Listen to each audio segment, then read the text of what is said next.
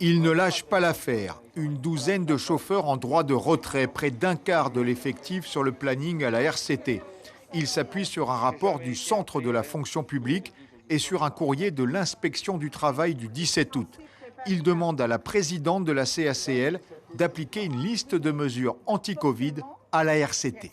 Mise à disposition de gel pour les usagers, le retour des bus le midi, enfin entre deux services, pour un nettoyage rapide, au moins rapide, de la cabine des chauffeurs et de l'espace des usagers. Une aide à la gestion des usagers, y compris les récalcitrants. Pour la CDTG et FO, la CACL n'a pas appliqué ces mesures et le protocole de désinfection des bus ne serait pas respecté. Le 6 août, les deux syndicats ont quitté le CHSCT qui, selon eux, n'a rien donné. Ils ont eu des rapports, il y a eu des réunions, il y a eu des contrôles.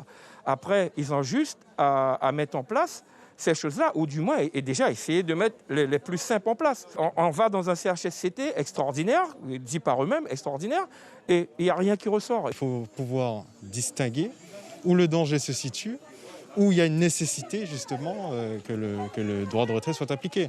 En ce qui me concerne, il me semble qu'il est quand même légitime dans une situation pareille, où les agents n'ont pas l'assurance de leur protection, et notamment sanitaire, et qu'ils effectuent ce droit de retrait.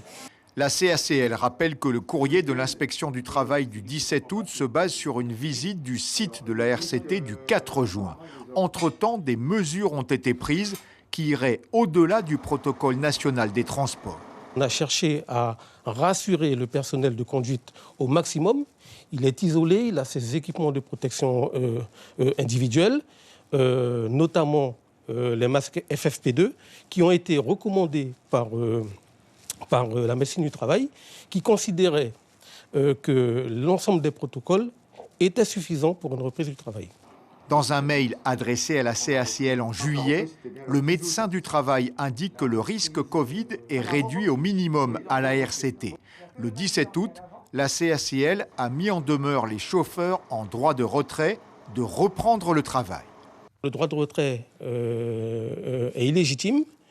Il fera, en application de la réglementation, l'objet de retrait sur salaire, parce qu'aujourd'hui, on considère que l'ensemble des conditions sont réunies pour que les agents reprennent le travail. Selon la CACL, un plan de reprise a été présenté en CHSCT le 6 août, mais le plan d'action en réponse à l'inspection du travail n'a pas encore été finalisé. Aucune réunion de concertation n'est prévue pour le moment avec les syndicats.